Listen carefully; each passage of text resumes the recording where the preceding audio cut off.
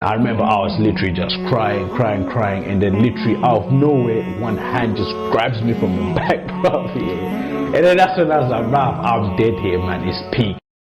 Assalamu alaikum, people. Welcome back to another episode of Streets to Deen. Don't forget to leave a comment down below, like, share, subscribe, all of that. Assalamu alaikum, akhi. Alaikum salam, what are you saying? Introduce yourself, please, my brother. Yeah, my name is Munesu from Shambadope, originally from Zimbabwe, born and raised there. Came here when I was about year 7, and I live in Hempstead. We lived in High Wycombe when I first moved to this country. Lived there for a couple of years. Then I lived up in Cambridge, and then now I've been in Hemo for the last sort of 10 years. Subhanallah, subhanallah. And for those who don't actually know, this is actually my blood brother. Subhanallah. So comment down below who you think is older, and then let's see who gets it right. But can you tell us a bit about your childhood, please, like growing up? So obviously, my childhood wasn't sort of like the normal childhood per se, as in like growing up with both parents. I grew up in a single household. I was raised with my mom, and extended family, grandparents, uncles, aunties on my mom's side. And basically for me personally, my childhood, I'd say I had a really good childhood, despite the fact that I didn't have both parents, because my mom always made sure that she showed me love. She basically built that self-confidence within myself, like, no matter what, you can achieve whatever you want in life, you can do whatever you want in life, and like be the person who you want to be. So for me, in a sense, that sort of like raised me up in terms of my confidence, but also spirituality as well, because she's the one who sort of taught me about God. And she used to read to me Bible stories, and we used to go to church and stuff like that. So my mom is like my rock, basically. Subhanallah. So what would you say you was like in school? You were a good student? Were you naughty, destructive? I mean, for me, I would say school, in terms of academics, I wasn't too bad. I wouldn't say I was the best, but if I pushed myself and like actually put in work, I was up there with the best. Do you know what I'm saying? But sometimes, I just wasn't feeling it. I'd say I was more on the sporty side. Okay. I love sports. I always saw myself and thought myself to be an athlete. What type of sports did you used to get involved with? So I was really good at cricket, football, what else? American football. I used to play American football as well. Cricket, I used to play county, and I used to play district as well. And then I started playing American football. I used to play for Cambridge Cats. And then I had trials with the London Blitz, and then I didn't play with them that much, because that's when I started going to uni, so I had like other responsibilities, and that's when I sort of like fell off sport a little bit. And then football, I still play football now, 5-a-side with the guys in the area.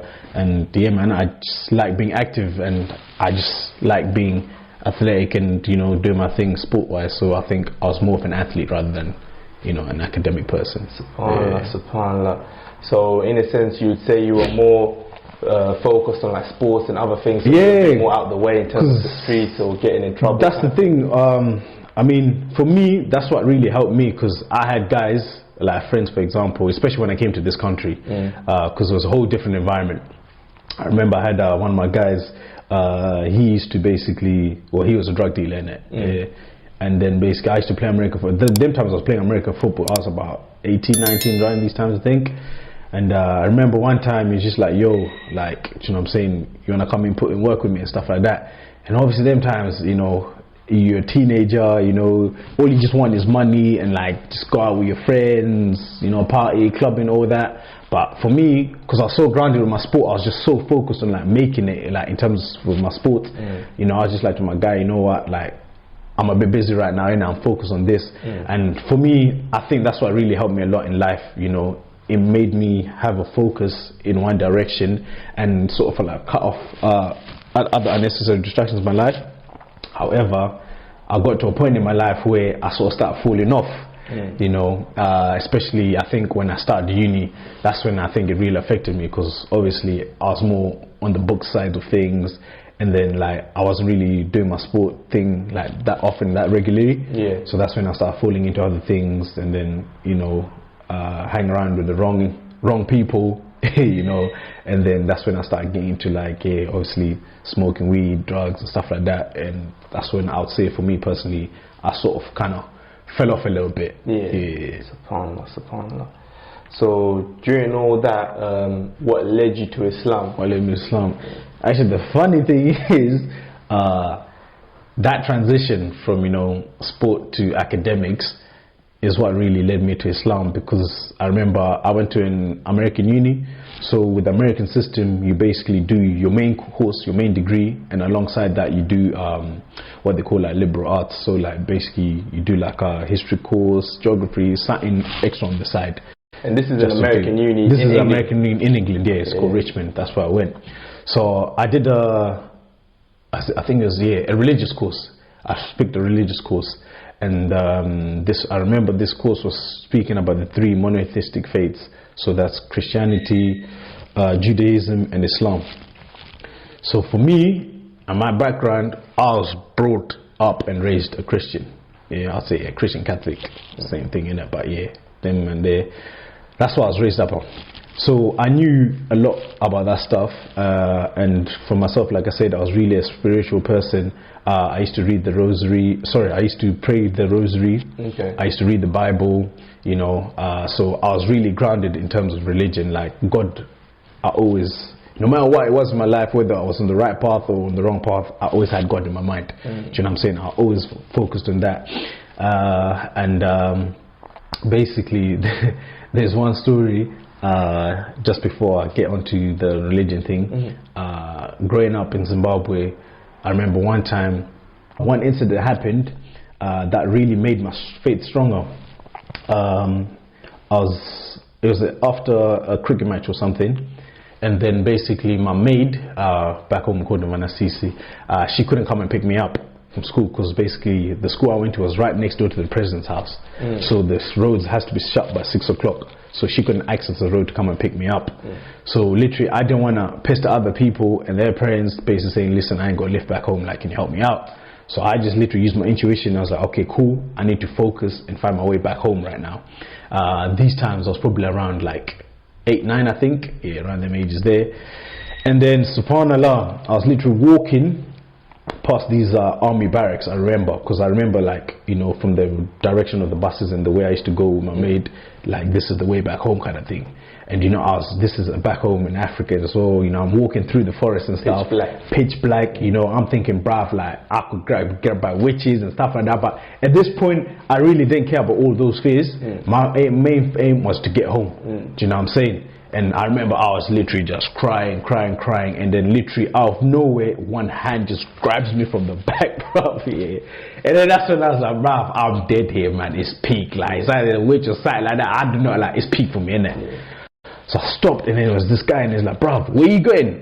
And then I was like, I'm lost in there. I'm trying to find my way back home, innit? Then he's like, bruv, it's nighttime. You're a kid. What are you doing walking by yourself, bruv? Like, what do you think you're doing?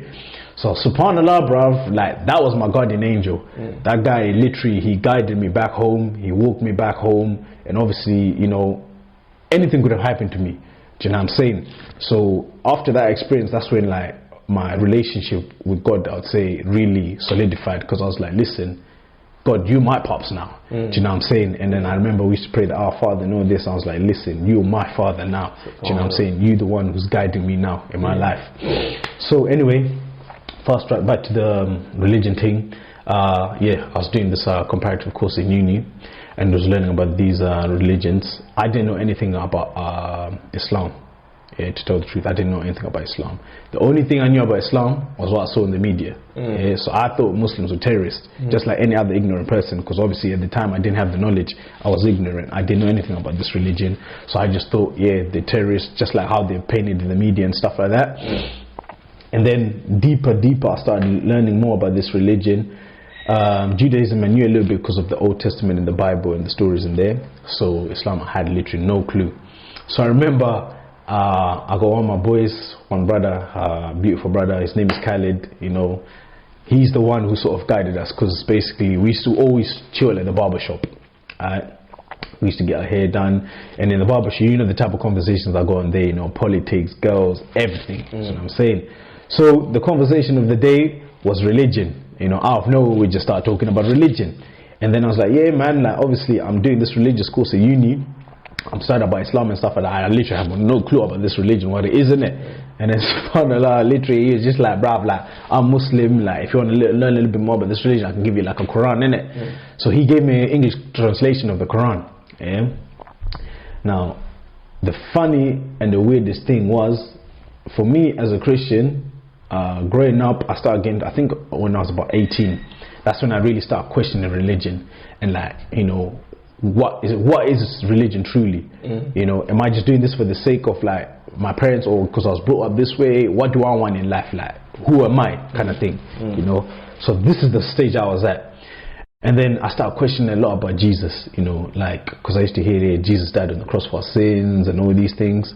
But for me, I'm someone who thinks and analyzes the stuff a lot. So when I started hearing this, I was like, okay, cool. If Jesus died on the cross for my sins, that basically means I could go out there, literally do whatever I want, and like, it has no significance or meaning on my life. Do you know what I'm saying? Like, I could just say Jesus died on the cross for my sins, and like that's it, innit? Like, so you're not accountable for your it didn't seem right. And then my friend, like I said, he gave me the copy of the Quran. Bro, when I say, you know, when people say certain things in life, like nothing happens in life that's a coincidence or nothing happens for no reason, this was literally one of those moments, because what I was searching for, as soon as I opened that Quran, it literally guided me to that. You understand? I literally opened the Quran, started talking about Jesus. I was like, what? What's this book talking about Jesus, bruv? Do you know what I'm saying? Start reading more. Jesus is a prophet of Allah. He's not the son of Allah. He didn't die on the cross. So when he said he didn't die on the cross, now I was even intrigued a little bit more. So I was thinking, what's this book now then coming with a contradictory argument saying Jesus didn't die on the cross? So I was intrigued to find out more about what was going on. Do you understand? And then from there, bro, literally just one thing led to another. I remember I saw my boy the next day. I was like, bro, listen, I want to, literally out of nowhere, I was just like, take me to where you pray. Do you understand? Like, I was literally just, I didn't even know it was fun. Like, it's like I was Muslim, but I didn't even know I was Muslim. Do you understand? Like, it was just, one thing was just leading to another. Exactly, faith had entered to my heart as well. And obviously, like I said, like, not growing up without a father figure, I used to look up to like rappers, you know, that was like the people who I basically looked up to growing up, do you know what I'm saying? And then there was this point in my life, my teen years, where that transitioned to basically like historical black figures, because I started wanting to know myself as well as a black man, as a black African, like, you know, my roots, where we come from, and, you know, just understanding our situation a little bit more better. Do you know what I'm saying? So this is where I started learning more about Malcolm X. You know, I used to hear about these guys in the rap songs I was listening to and stuff like that. And I was like, bro, who's this guy they keep talking about? Do you know what I'm saying? Started researching more, started watching his movies and everything, and then I got his autobiography, and I think that's what really helped me. And, you know, if I was to say one person who's influenced my life, even though I've never met them, it would be Malcolm X. So yeah, basically one thing led to another. I went to the masjid, and I didn't even know it was fun, because obviously you my brother, I didn't know you was looking to Islam at the same time as well. Like, it was, the way it happened, it was just so weird. Do you know what I'm saying? You came up to me, you like, bruv, you know, I'm thinking of becoming a Muslim, this. I'm thinking, bro, like, I'm literally just studying this at uni myself, man. Do you know what I'm saying? Like, it was just crazy how it happened. So obviously, you know, you've been my guy since day one. Do you know what I'm saying? Like, we just rolled up to the masjid together, went there, and then subhanAllah, man, like, when I entered into that masjid, the mosque, and then I saw how they prayed, that was literally it for me. You understand? Like, it's like something entered into like my soul, and I was literally like, what brings a grown man? First of all, there was like literally men of different ages, different sizes, okay, all in one place. And I was thinking, bro, what brings a grown man to put his head on the floor, bow down, prostrate on the floor, and say he's worshipping his Lord? Do you know what I'm saying? I'd never seen anything like that. You know, how, you know, before you even pray, you have to cleanse yourself. You know, in Islam it's called wudu. You do wudu, you do all that you purify yourself before you pray to your Lord. These are things I didn't even know. Do you know what I'm saying? I didn't even know about. But as someone who I would say is an intellectual, because I went to uni and I love reading and stuff like that, yeah, these things start making sense to me. Do you know what I'm saying? I was like, of course, if you're praying to God, it's only right you clean yourself, because this is your creator. Do you know what I'm saying? And then seeing someone put their head down on the floor, bowing, prostrating, and saying they're prostrating to their Lord, bruh, for me, I was like, you know what, this is it, man. Do you know what I'm saying? This is what I've been looking for. And it just solidified everything. All my doubts, all my questions, I just knew this is where I had to be. And that's one thing, you know, I like about Islam as well, because, you know, you get embraced by people from all over. You know, I got friends, I got Muslim friends, Muslim brothers from all over the world, bro. Do you know what I'm saying? But it's like we're all together. It's love. You know, it's just love. And what would you say was the hardest thing you had to give up? Hardest thing I had to give up? Became Muslim, yeah. Hey. It's a bit of a sticky one still. I mean, obviously for me, you know, like I used to like smoking weed, innit? Yeah. That was one thing that was really kind of difficult to give up. Also, just linking girls, you know, just doing my thing, you know. It's still something like, you know, I couldn't really like fathom, you know what I'm saying? I was thinking about, bro, like, you know, I'm not the right way. Yeah, you gotta do it the right way, but, you know, sometimes, like, especially my early years as a Muslim, I didn't really get that. Do you understand? And like, you know, over the years, alhamdulillah, I've sort of started to understand a little bit more as I've started researching and learning my religion more as well. Do you know what I'm saying? So yeah, definitely I'll say those were the hardest things for me to give up. Yeah. So how would you say Islam has changed your life? Islam, it's definitely made me a more grounded person, a more understanding person, a more complete human being. Like I said before, you know, one of the things I'm grateful for, especially, you know, growing up in this country as well, my adult years, is basically the fact that I've been exposed to different cultures and different people, and that's really made me understand people a lot more better. And also the fact that I like traveling a lot. You know, I like going to places that you know not everyone likes going to and stuff like that kind of thing. You know, I'm the type of person where if I hear like, oh, they say this country is bad, blah blah blah blah, stuff is going on in this country, I want to go there, check it out for myself. Do you know what I'm saying? So I would say, yeah, definitely, man, it's made me a more grounded person. I've definitely become, I would say I'm a complete spiritually I would say I'm a more complete person, because, you know, I was Christian before, and now I'm Muslim, you know, and for me, I've always seen the whole picture as just being one thing. It's all coming from the same source. Do you understand? Just, you know, the main thing for me anyway, and the biggest difference between Christians and Muslims, is the whole fact that Jesus died on the cross and they believe that Jesus is the Son of the God. You know what I'm saying? Whereas we know that's not the case. So any advice to people who might not know anything about Islam or might be looking into it? Yeah, like obviously from what you've heard of my story, you know, I didn't know anything about this religion as well. Like everyone else, I was ignorant, you know what I'm saying? Like, and that's the thing, like, people should just be honest with themselves. Do you know what I'm saying? If you don't know something, try and find out what that thing is.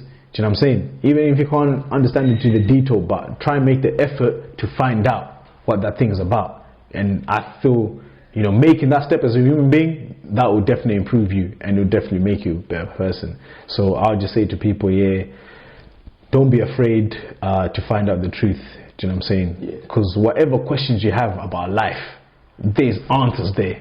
Do you know what I'm saying? Everything is there. People are just not willing to put in the work. Do you know what I'm saying? Find those answers. Even if they contradict what you believe in, or what you want to do, or what you aspire to do, the truth is always going to be the truth. You know what I'm saying? And any advice for any Muslim brothers and sisters who might be struggling with their deen, or, you know, might be struggling to uphold their Islamic identity? Like, obviously, like I said before, you know, it's down to you as an individual. Okay, at the end of the day, you decide like where you want to go. Do you know what I'm saying? It's all down to your belief and what's in your heart. Do you know what I'm saying? How bad do you want it? It's like anything in life. Do you know what I'm saying? You want to make money, you want to be a millionaire, you gotta go get it. Do you know what I'm saying? You gotta put in the work. You can't expect to wake up and then, you know, next thing you know, you've got millions everywhere. Do you know what I'm saying? So you have to put in the work. Do you understand? So even if you finding things around you, you know, a little bit difficult, the media's pressuring you, you know, the society that we live in is telling you to do certain things or act in a certain way, go back to the book. Go back to the basics. Yeah? Go back to the drawing board. Go back to the Quran. What's Allah saying? Do you know what I'm saying? What did the Prophet, peace be upon him, do in certain situations? What did the Sahaba, his companions, do in certain situations? What did the wives of the Prophets, peace be upon and Prophet, peace be upon them, do in certain situations? Yeah, so that you can sort of find guidance in those stories, because at the end of the day, those are the best role models that we could possibly aspire to. Yeah. Do you know what I'm saying? And if you're finding it difficult to relate to those people, at least try and find good Muslims around you, or good Muslims that you aspire to be like, to sort of find inspiration and guidance. Because you know, we're living in the end of times, things are difficult, but to all the people struggling, I struggle myself as well sometimes. You know what I'm saying? I'll just say, hold it down. You know what I'm saying? Keep it moving, man. Keep firm. Any final words you want to say to the people before we wrap this up? Just, you know, love one another. Do you know what I'm saying? Don't be ignorant. Just, you know, appreciate other people, appreciate other cultures, you know, because you definitely learn a lot and you definitely become a better person for it. Jazakallah, my brother. That's my brother, man. Thanks for coming through. You know, I say, Assalamu alaikum. Wa alaikum salam.